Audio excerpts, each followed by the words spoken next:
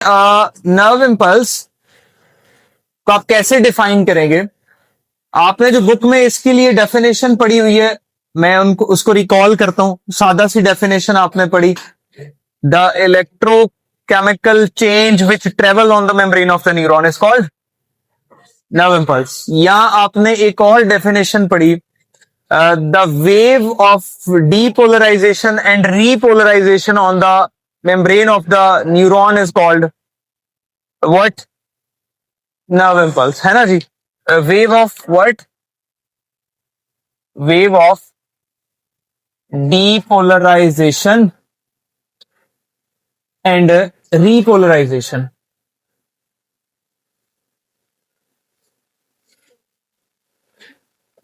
ये जी, it's called nerve impulse. यहां पे दो वर्ड्स हैं, एक डीपोलराइजेशन है और एक रीपोलराइजेशन है, जिन्हें हम अंडरस्टैंड करेंगे तो हमें नर्व इम्पल्स समझ आएगा। नर्व इम्पल्स जो है वो आपको आइडिया है कि ये बेसिकली फॉर्म ऑफ मैसेज है जो नर्वस कोऑर्डिनेशन में बॉडी के डिफरेंट पार्ट्स को एक दूसरे के साथ कनेक्ट करने के लिए जनरेट की जाती है। ये जो मैसेज की फॉर्म है ये न्यूरॉन की मेम्ब्रेन के ऊपर ट्रेवल करती है। ये कहां पर ट्रेवल करती है?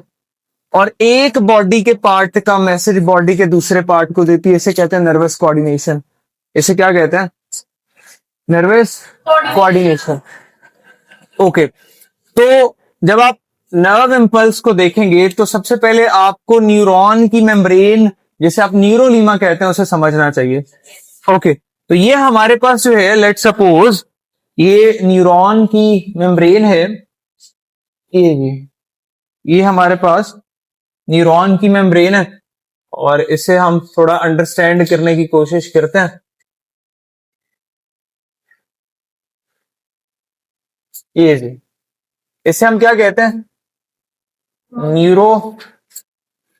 न्यूरोलीमा। तो ये क्या है?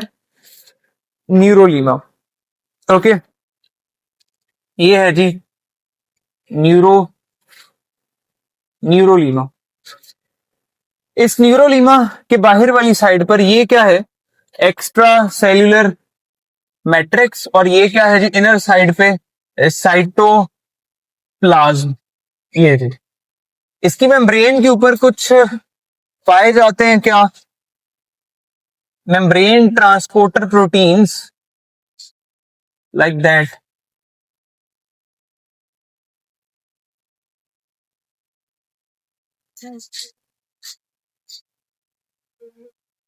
ठीक है, ये जी, ये मेम्ब्रेन ट्रांसपोर्टर्स हैं जो किसके ऊपर पाए जा रहे हैं? न्यूरॉन की मेम्ब्रेन के ऊपर पाए जा रहे हैं। इनका नाम हम जो है वो देखते हैं। ये हमारे पास क्या है जी? ये हमारे पास जो है, इसे हम कहते हैं sodium potassium ATPase pump. Sodium potassium ATPase pump, ATPase pump. ये हमारे पास दूसरी चीज जो है, इसे हम क्या कहते हैं? ये जी, ये हमारे पास क्या कहलाएगी जी? Potassium leaky channel. Potassium leaky channels. ठीक है, इसी तरह ये हमारे पास है सोडियम वोल्टेज रेगुलेटेड गेट्स, जिन्हें पंजाब टेक्स्ट बुक सिर्फ सोडियम गेट्स भी कह देती है। तो ये हमारे पास सोडियम वोल्टेज रेगुलेटेड गेट। ये हमारे पास पोटाशियम, हाँ जी, पोटाशियम वोल्टेज रेगुलेटेड गेट। ये भी बात समझ आ गई? ओके, अगली बात अब सुनिएगा।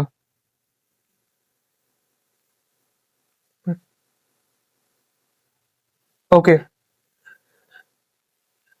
ये सारी चीजें समझ आ गई। ओके, ये हमारे पास outer side basically extra cellular matrix वाली साइड और ये साइटोप्लाज्म वाली साइड। जब मेम्ब्रेन के ऊपर से नर्व इम्पल्स नहीं गुजर रही होती और मेम्ब्रेन रेस्ट कर रही होती है तो स्टेट को हम क्या कहते हैं? इसे हम रेस्टिंग स्टेट कहते हैं जी। और इस स्टेट का दूसरा नाम क्या है? Polarized state. हाँ जी, कौन सी स्टेट? पोलराइज्ड। ये वो स्टेट होगी जिसमें मेम्ब्रेन के ऊपर से कोई नर्व इम्पल्स पास नहीं करेगा। इसे क्या कहेंगे? पोलराइज्ड। पोलराइज्ड स्टेट में होता यह है कि इसकी बाहर वाली साइड पर चार्जेस कैसे होते हैं? More positive. हाँ जी, इनर साइड कैसी होती है? More negative. हाँ जी, चार्जेस की जो सूरत हाल है वो यही वाली है कि बाहर वाली साइड पे मोर पॉजिटिव और इनर साइड पे मोर नेगेटिव चार्जेस है वो पाए जा रहे होते हैं। अब ये जो रेस्टिंग स्टेट है इसको मेंटेन जो है, ये रेस्टिंग स्टेट जो है इसको जो मेंटेन करवाने वाले फैक्टर्स हैं हम उनको पढ़ते हैं। सबसे पहला पॉइंट इसमें, एक तो सोडियम आयंस की कॉन्सेंट्रेशन है। अंदर सोडियम कितने हैं? 1 सोडियम। और बाहर कितने होंगे? 10 सोडियम। 10 सोडियम। ठीक है, तो बाहर वाली साइड पे सोडियम कितने टाइम्स ज्यादा हुए? जबरदस्त। हम यही कहते हैं सोडियम ज्यादा है कितने time? 10 time on outer side. ये भी बात समझ आ गई। इनर साइड को आप देखें, यहां सोडियम पोटाशियम 1 आपको नजर आएगा और यहां जो है वो 30 पोटाशियम नजर आते हैं। ठीक है, अंदर वाली साइड पे पोटाशियम कितने टाइम ज्यादा हुए बताइएगा? पोटाशियम ज्यादा है 20 to 30 times on inner side. ये भी बात सबको समझ आ गई। कितने टाइम ज्यादा है? 20 to 30 टाइम। एक बुक ने 20 की वैल्यू लिखी है, दूसरी ने 30 की वैल्यू लिखी है, तो आप 20 to 30 कर लें। अच्छा, अगली बात, इसी तरह इनर साइड पर कुछ नेगेटिवली चार्ज बायोलॉजिकल मॉलिक्यूल्स होते हैं। इनर साइड पर कुछ नेगेटिवली चार्ज बायोलॉजिकल मॉलिक्यूल्स होते हैं जो इसकी इनर साइटोप्लाज्म में, जो इसको इनर साइड पे पॉजिटिव चार्ज दे रहे होते हैं, सॉरी नेगेटिव चार्ज दे रहे होते हैं। Negative organic molecules on inner, like amino acids, like proteins, negative like DNA, RNA, ये बायोलॉजिकल मॉलिक्यूल्स अंदर वाली साइड पे होता है, इसलिए इनर साइड मोर नेगेटिव होती है। इसी तरह हमारे पास जो है एक चीज और, ये जो पोटाशियम लीकी चैनल्स हैं ये ऑलवेज ओपन रहते हैं। ठीक है, और चूंकि चैनल्स हैं ट्रांसपोर्ट करवाते हैं पैसिव, और चूंकि सॉरी ये पोटाशियम लीकी चैनल्स हैं, प्लीज इसको अमेंड कीजिएगा, ये पोटाशियम लीकी चैनल्स। हाँ जी, तो चैनल किसके हैं? पोटाशियम के लीकेज किसकी करवाएंगे? पोटाशियम की। ट्रांसपोर्ट कैसी करवाएंगे? पैसिव कैसी होती है? From higher to lower. Potassium high किधर है? इनर। लोअर किधर है? हाँ जी, पोटाशियम किधर को जाएगा? From higher to lower. ये डायरेक्शन होगी, पोटाशियम ऑलवेज मूव करता रहेगा ऑल द टाइम। क्योंकि पोटाशियम पॉजिटिव चार्जेस हैं, पॉजिटिव की लीकेज हो रही है बाहर वाली साइड पे, इसलिए भी बाहर वाली साइड मोर पॉजिटिव होती है। एक फैक्टर ये भी है, leakage of what? Of potassium on outer side. अब क्वेश्चन ये ठहरा, एमसीक्यूज आता है कि जो मेम्ब्रेन है, ये मेम्ब्रेन है रेस्टिंग स्टेट के ऊपर, अभी ये रेस्टिंग स्टेट में है। अच्छा, तो रेस्टिंग स्टेट में, अभी ये रेस्टिंग स्टेट है, रेस्टिंग स्टेट में किस आयन के लिए फ्रीली परमिएबल है? हाँ, तो किस आयन के लिए फ्रीली परमिएबल है? Only for potassium ion, only for, हाँ पोटाशियम ही है, और तो कोई चीज आपको मूव करती हुई नहीं मिलेगी। तो in resting state these are only the membrane is only permeable for which ions? हाँ, फ्रीली परमिएबल है। कैसी परमिएबल है? Freely permeable. ओके, मतलब अलाउ कर रही है, अच्छा फ्रीली परमिएबल मतलब ऑल द टाइम पास करते रहेंगे, 24 आवर इसका जो है वो पास चलता रहेगा। अच्छा इसी तरह हमारे पास जो है नोटिस कीजिएगा ये जी, अब चूंकि स्टेट कौन सी है, रेस्टिंग, इसके ऊपर जो मेम्ब्रेन पोटेंशियल होगा उसे क्या कहेंगे, रेस्टिंग मेम्ब्रेन पोटेंशियल। हाँ जी, उसकी वैल्यू कितनी होती है, -70 मिली वोल्ट। ठीक है, रेस्टिंग मेम्ब्रेन पोटेंशियल की वैल्यू है जी -70 मिली वोल्ट। हाँ जी, हाँ ओके। अब होगा ये कि एक स्टिमुलस आएगी, कौन आएगी, स्टिमुलस, जिसे आप क्या कहेंगे, हाँ जी, जिसे आप कहेंगे थ्रेश होल्ड स्टिमुलस। ये है जी थ्रेश होल्ड स्टिमुलस। ये ऐसी स्टिमुलस होती है, इसको अगर आप डिफाइन करें तो ये ऐसी स्टिमुलस है ये वाली, जिसका जो मेम्ब्रेन पोटेंशियल होता है वो -52 -52 -55 मिली वोल्ट होता है जी। ठीक है, ये ऐसी स्टिमुलस है जो आकर मेम्ब्रेन के ऊपर नर्व इंपल्स को इनिशिएट करवाने की एबिलिटी रखती है। ठीक है, ऐसी कम से कम एम्पावर्ड स्टिमुलस जो मेम्ब्रेन के ऊपर आके नर्व इंपल्स को इनिशिएट करवाने की एबिलिटी रखती है वो थ्रेशोल्ड स्टिमुलस होती है। कुछ स्टिमुलस ऐसी होती हैं जिनके पास इतनी पावर नहीं होती है कि वो जो है वो मेम्ब्रेन पोटेंशियल को स्टार्ट करवा सके, उन्हें हम सब थ्रेशोल्ड स्टिमुलस कहते हैं। उन्हें हम क्या कहते हैं, सब थ्रेशोल्ड स्टिमुलस उन्हें हम कह रहे होते हैं। पॉइंट समझ आए, -55 से नीचे नीचे, -60 -70 -90, ये हमारे पास वो है जिनके ऊपर मेम्ब्रेन जो है वो एक्टिवेट नहीं होती है, नर्व इम्पल्स इनिशिएट नहीं होती है।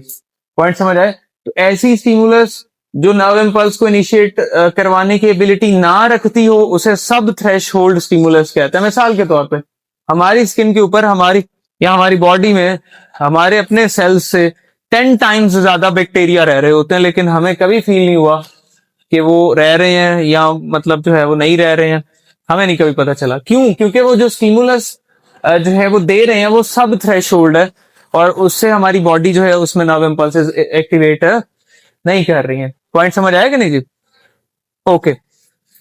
खैर अगली बात, तो बात ये है, नोटिस कीजिएगा कि थ्रेशोल्ड स्टिमुलस किस कंपोनेंट पे आगे एक्ट करती है, सोडियम वोल्टेज रेगुलेटेड गेट्स। नाम से भी नजर आ रहा है कि ये वोल्टेज कंट्रोल्ड है या कॉन्सेंट्रेशन कंट्रोल्ड है। ठीक है, इसकी स्टिमुलस कंट्रोल्ड कह लें आप, कोई स्टिमुलस आएगी तो फिर ये क्या करेंगे, एक्टिवेट होंगे, फिर ये क्या करेंगे, एक्टिवेट हो, स्टिमुलस आ गई इनके पास, गेट ओपन हो जाएंगे। गेट पैसिव ट्रांसपोर्ट करवाते हैं, कैसी ट्रांसपोर्ट करवाते हैं, गेट जब ओपन होंगे तो ट्रांसपोर्ट कैसी करवाएंगे, पैसिव। पैसिव होती है फ्रॉम हायर टू, गेट किसके हैं, सोडियम के, तो ट्रांसपोर्ट भी किसकी होगी, सोडियम की। किसकी ट्रांसपोर्ट होगी, सोडियम की। हाई कॉन्सेंट्रेशन किधर है, बाहर, लो कॉन्सेंट्रेशन किधर है, तो ट्रांसपोर्टेशन ऑफ सोडियम किस डायरेक्शन में होगी,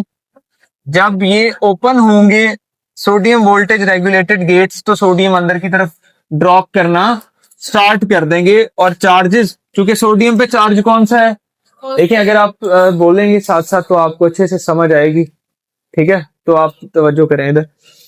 अच्छा तो क्या बात कर रहे, हाँ सोडियम अंदर वाली साइड पे आ गया, ठीक है, और सोडियम पे पॉजिटिव चार्जेस हैं, तो अंदर वाली साइड क्या हो जाएगी, मोर, और बाहर वाली मोर, हाँ रिलेटिवली नेगेटिव हो जाएगी बाहर वाली साइड, चार्जेस रिवर्स हो जाएंगे।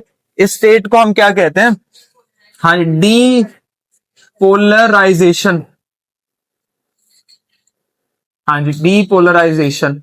हाँ जी, यहां क्या कहते हैं, एक्शन, एक्शन स्टेट। ठीक है, ये जो हमारे पास याद रख लें, ये जो गेट हैं कौन से वाले, सोडियम वोल्टेज रेगुलेटेड गेट्स हैं, ये ओपन होते हैं कितने टाइम के लिए, ओनली फॉर 1 मिली सेकेंड्स, फौरन बंद हो जाएंगे। सही हो गया, खुले 1 मिली सेकेंड में बंद हो गए। ओके, अगली बात, तो क्वेश्चन ये आता है कि ये जो डीपोलराइजेशन हुई है, एमसीक्यूज आता है कि ये किस वजह से हुई है। Due to the opening of sodium gates, due to opening of sodium, नहीं जी, sodium gates, due to the opening of sodium gates, due to opening of sodium gates, sodium gates के ओपन होने की वजह से ये जो है वो ट्रांसपोर्टेशन एक्शन स्टेट आ रही होती है। सोडियम गेट ओपन होता है 1 मिली सेकेंड के लिए ओपन होता है। सोडियम कितने टाइम के लिए अंदर आएगा? 1 मिली सेकेंड। पॉजिटिविटी अंदर कितने टाइम के लिए आई? 1 मिली सेकेंड के लिए। फोकस्ड रहना, यहाँ से बहुत 3 पॉइंट है। अच्छा, जब ये चार्जेस रिवर्स हुए जाके इसकी इस पोटाशियम वोल्टेज रेगुलेटेड गेट को टच करेंगे, इसको स्टिमुलस मिलेगी और ये क्या हो जाएंगे? ये भी क्या है? गेट। ट्रांसपोर्ट कैसी करवाएंगे? गेट किसके हैं? पोटाशियम। ट्रांसपोर्ट किसकी करवाएंगे? पैसिव ट्रांसपोर्ट कैसी होती है? Higher to lower. Higher potassium किधर है?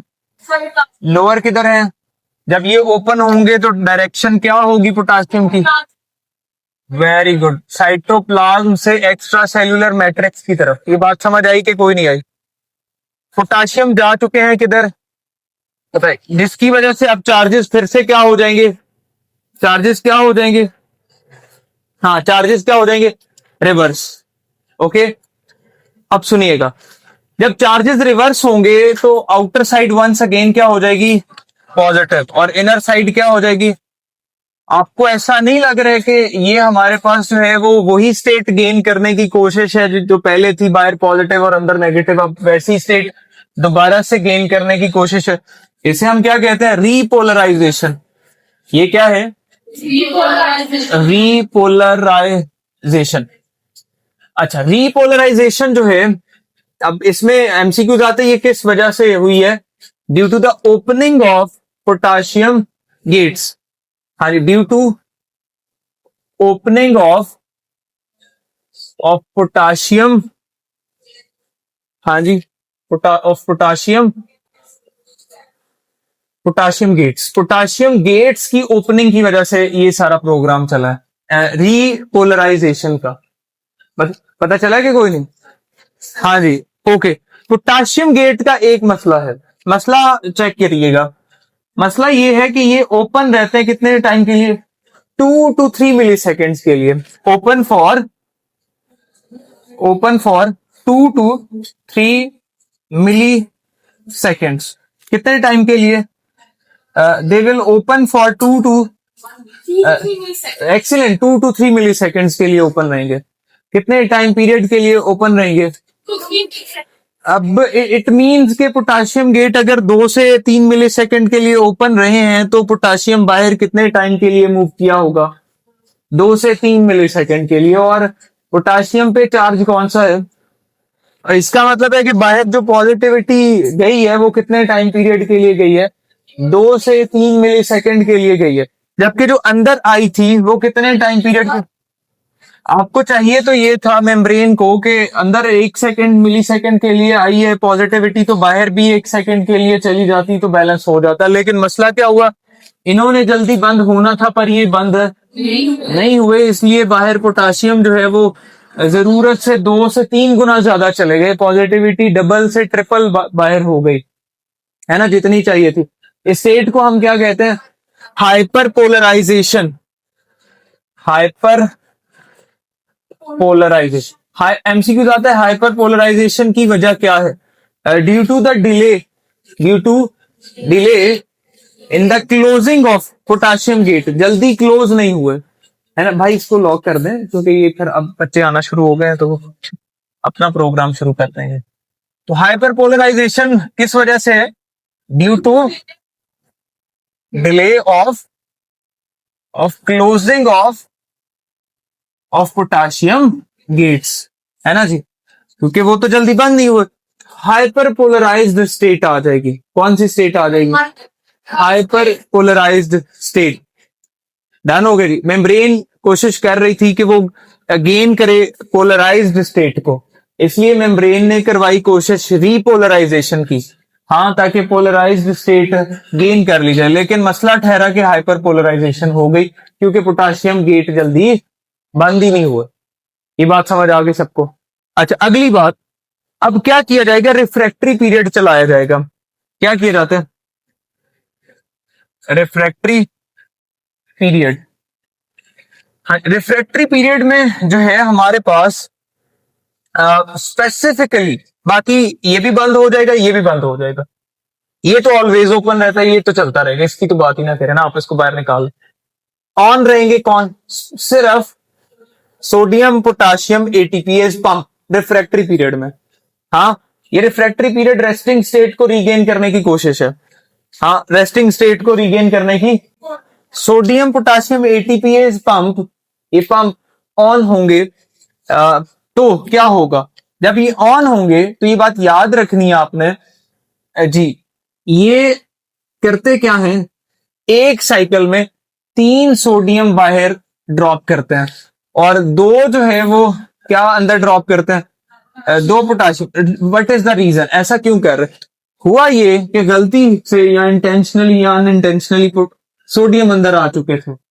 हाँ, जबकि रेस्टिंग स्टेट के लिए वो चाहिए किधर ज्यादा, इसीलिए सोडियम पोटाशियम एटीपीएस पंप क्या कर रहा है, उनको बाहर ड्रॉप कर रहा है। और रेस्टिंग स्टेट के लिए अंदर क्या ज्यादा चाहिए, जबकि हमारे पास यहां पर आप देखेंगे पोटाशियम तो बाहर जा चुका था, चाहिए किधर ज्यादा, अंदर, इसलिए पोटाशियम को बाहर से अंदर ड्रॉप किया जाएगा। पॉइंट समझ आया जी? और रेस्टिंग स्टेट को रिगेन किया जाएगा, इसे क्या कहते हैं, रिफ्रैक्टरी पीरियड। ये बात समझ आएगी? रिफ्रैक्टरी पीरियड रिगेन कर लिया जाएगा, रिफ्रैक्टरी पीरियड से रेस्टिंग स्टेट को रिगेन कर लिया जाएगा। इस पे अभी हम और रोशनी डालते हैं यहाँ पे टॉर्च ऑन करके, लेकिन एक दो चीजें आपने जो है वो समझनी है उससे पहले। तो समझना ये है कि ये जो है ये क्या है बताइएगा? हाँ, sodium potassium ATPase pump always open रहता है, ये बात लिख लें आप कि ऑलवेज ओपन रहेगा, स्टेट कोई भी हो, रेस्टिंग हो या डीपोलराइज्ड हो या रीपोलराइज्ड हो या हाइपर पोलराइज्ड स्टेट हो या रिफ्रैक्टरी स्टेट हो, कोई भी स्टेट हो, सोडियम पोटाशियम एटीपीएस पंप बंद। बात समझ आ गई? लेकिन ये वाला कब ओपन होता है? सोडियम गेट्स सिर्फ और सिर्फ डीपोलराइजेशन में। पोटाशियम गेट कब ओपन होता है? सिर्फ और सिर्फ रीपोलराइजेशन के अंदर, और ये भी कभी बंद, ये भी कभी बंद नहीं होता। ये बात हमने कर ली। अगली बात, तो मुद्दा ये ठहरा, हमारा जो मुद्दा है वो ये है कि अब हम एक ग्राफ के फॉर्म में इसको थोड़ा समझने की कोशिश करते हैं। ये देखिएगा, ये है एक ग्राफ, इस ग्राफ से आपको थोड़ी अंडरस्टैंडिंग बेहतर हो जाएगी इसके बारे में। ये देखें जी, ओके। अच्छा, ये जो रिफ्रैक्टरी पीरियड है ना जी, इसमें याद रखें ये 4 मिली सेकेंड्स के लिए चल रहा होता है। कितने मिली सेकेंड्स के लिए? 4 मिली सेकेंड्स के लिए ये रिफ्रैक्टरी पीरियड जो है वो चल रहा होता है। खैर, ये हमारे पास है जी रेस्टिंग स्टेट। ये देखिएगा, ये कौन सी स्टेट, यहां से आपको बड़ा क्लियरली पता चल रहा है सारा, तो आप फोकस्ड रहिएगा। हमने जो है वो मेम्ब्रेन पोटेंशियल को लिया यहां पर, मेम्ब्रेन पोटेंशियल किसके अंदर लिया? मिली वोल्ट्स के अंदर। यूनिट क्या है? मिली वोल्ट्स। हाँ, इधर आपने क्या लिया? टाइम को। हाँ जी, क्या लिया? एक्स एक्सेस पे टाइम को। ये जो लाइन है ये किसके लिए है? रेस्टिंग स्टेट के लिए। ये भी बात समझ आ गई जी मैम? Ji please. ये जो लाइन है ये किसके लिए है? रेस्टिंग स्टेट के लिए। अच्छा, अब नोटिस कीजिएगा थ्रेशोल्ड स्टिमुलस, रेस्टिंग स्टेट का मेम्ब्रेन पोटेंशियल कितना होता है बता दें जी? एक्सीलेंट, -70 मिली वोल्ट होता है। कितना होता है? -70 मिली वोल्ट। अच्छा, अब होगा क्या कि यहां पर, ये देखिए जी, यहां पर, हाँ यहां पर नोटिस कीजिएगा, ये हमारे पास थ्रेशोल्ड स्टिमुलस आई है और उसने क्या किया? मेम्ब्रेन पोटेंशियल को इंक्रीज कर दिया। इंक्रीज करके वो कहां तक लेके गई है जी? -50 या -55 तक लेके गई है। जैसे ही -50 पे मेम्ब्रेन पोटेंशियल फॉल करेगा, फौरन से कौन ऑन होंगे? सोडियम गेट, जो क्या करते हैं? डीपोलराइजेशन, ये क्या हो गई? डीपोलराइजेशन नहीं हुई? डीपोलराइजेशन, जिसमें जो है याद रख लें, ये हमारे पास जो है मेम्ब्रेन पोटेंशियल यहां पर चले जाएगा और ये कितना है? +50 मिलीवोल्ट, +50 मिलीवोल्ट पे जाएगा मेम्ब्रेन पोटेंशियल। इस पीक को केपीके की बुक जो है वो स्पाइक पोटेंशियल भी कहती है। इस पीक को क्या कहती है? स्पाइक, ये जो पीक है स्पाइक पोटेंशियल। अच्छा, इसी तरह हमारे पास यहां पर अब क्या होगा? इसके बाद पोटाशियम गेट ओपन होंगे तो ये स्टेट कौन सी आ जाएगी? रीपोलराइजेशन। जी कौन सी है? रीपोलराइजेशन। हाँ जी, रीपोलराइजेशन करते करते मसला ये ठहरा, पोटाशियम गेट जल्दी बंद होना भूल गए, जिसकी वजह से जो है वो कौन सी स्टेट आ गई? Hyper polarized state. ऐसा है ना जी? हाइपर पोलराइज्ड स्टेट ये नीचे चली जाएगी। मेम्ब्रेन पोटेंशियल कहां पर फॉल करेगा? -90 पर फॉल कर जाएगा। किधर फॉल करेगा? हाइपर पोलर, ये जो हाइपर पोलराइज स्टेट है इसमें -90 मिलीवोल्ट्स के ऊपर चले जाता है। ठीक है, -70 टू -90 मिलीवोल्ट्स तक रीच कर जाता है हाइपर पोलराइज स्टेट में। ये जी, तो ये जो सारी जो स्टेट है, अगर मैं इसको ब्लू से बना दूं, ये जी, इस स्टेट को आप क्या कहेंगे? Hyper polarized state. अब मसला ये ठहरा कि अब इस स्टेट में मेम्ब्रेन के ऊपर से कोई भी नर्व इंपल्स पास नहीं कर सकती है, क्योंकि membrane is not ready to conduct a new nerve impulse. Okay, तो जरूरी है कि मेम्ब्रेन को वापस से आप रेस्टिंग स्टेट में लेके आए। किस में लेके आए? रेस्टिंग स्टेट में लेके आए। और उसके लिए आपने क्या कोशिश की? Refractory period. रिफ्रैक्टरी पीरियड आपको यहां पर नजर आएगा, ये बना लेते हैं हम। ये देखिए, ये रिफ्रैक्टरी पीरियड है। ये कौन सा पीरियड है? ये जी रिफ्रैक्टरी, आर लिख देता हूं, रिफ्रैक्टरी पीरियड है ये। हाँ, रिफ्रैक्टरी पीरियड ऐसा पीरियड जिसमें मेम्ब्रेन अपने आप को रेडी कर रही है ताकि वो दोबारा से एबल हो सके नर्व इंपल्स को कंडक्ट करने के लिए, नर्व इंपल्स को कंडक्ट कर रही।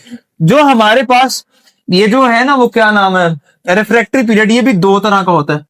ठीक है, यहां तक पहला पहला पोर्शन इसका, ये एब्सोल्यूट रिफ्रैक्टरी पीरियड कहलाएगा। कौन सा?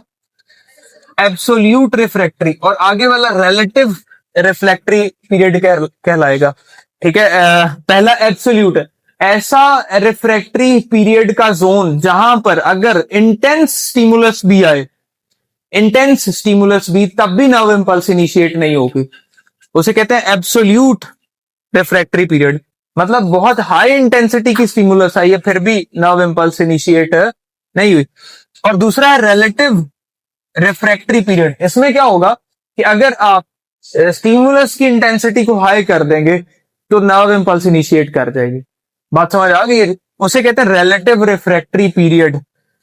रिफ्रैक्टरी पीरियड में मेम्ब्रेन पोटेंशियल को वापस से रेस्टिंग स्टेट पे लेके आया जाता है। तो ये हमारे पास थी नर्व इंपल्स। नर्व इंपल्स जो है इसके बारे में आपने याद रखना है, न्यूरॉन की मेम्ब्रेन न्यूरोलीमा के ऊपर से ये पास करती है। और ये बात याद रख लें, कुछ चीजें यहां पर लिख लेते हैं। 1 सेकंड में, कितने सेकंड में? 1 सेकंड में ये जी 250 नर्व इंपल्सेस ट्रेवल करती है मेम्ब्रेन के ऊपर से 1 सेकंड के अंदर। ये बात समझ आई आपको? इसकी जो स्पीड है बेसिकली, आप जरा उसको देखें।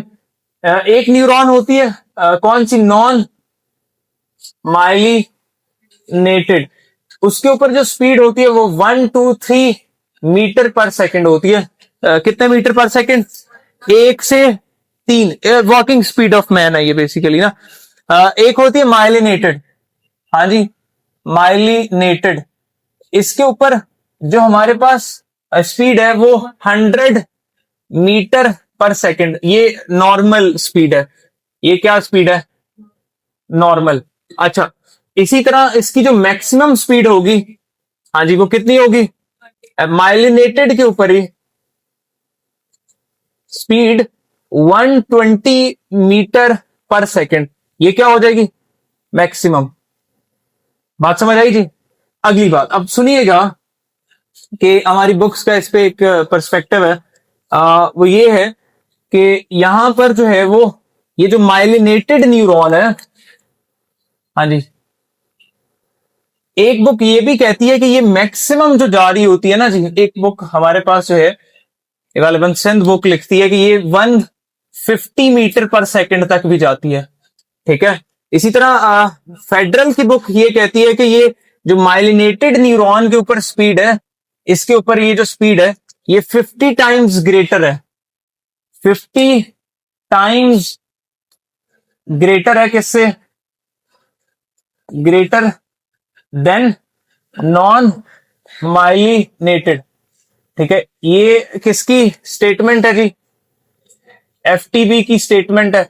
इसी तरह हमारे पास जो बलूचिस्तान की बुक है वो क्या कहती है, बीटीबी कहती है कि 20 टाइम्स जो है वो ग्रेटर है। कितने टाइम्स ग्रेटर है, 20 टाइम्स ग्रेटर है जी।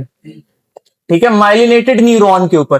तो हम जब इसको कह रहे होते हैं फिर हम एक रेंज में डिफाइन करते हैं 20 टू 50 टाइम्स। बात समझ आइए कि नहीं, 20 टू 50 टाइम्स ग्रेटर होगी किसकी स्पीड, माइलिनेटेड नर्व इम्पल्स की किसकी निस्बत, नॉन माइलिनेटेड की निस्बत। ये बात समझ आई है कि कोई नहीं समझ रही। 120 मीटर माइलिनेटेड न्यूरॉन के ऊपर जो maximum speed nerve impulse gain कर सकती है वो कितनी है, 120 से 150 मीटर पर सेकेंड। नर्व इम्पल्स जो है हमने पढ़ा, इसमें कोई क्वेश्चन आपका हो तो प्लीज बताएं, वरना हम जो है वो आगे फिर देखते हैं।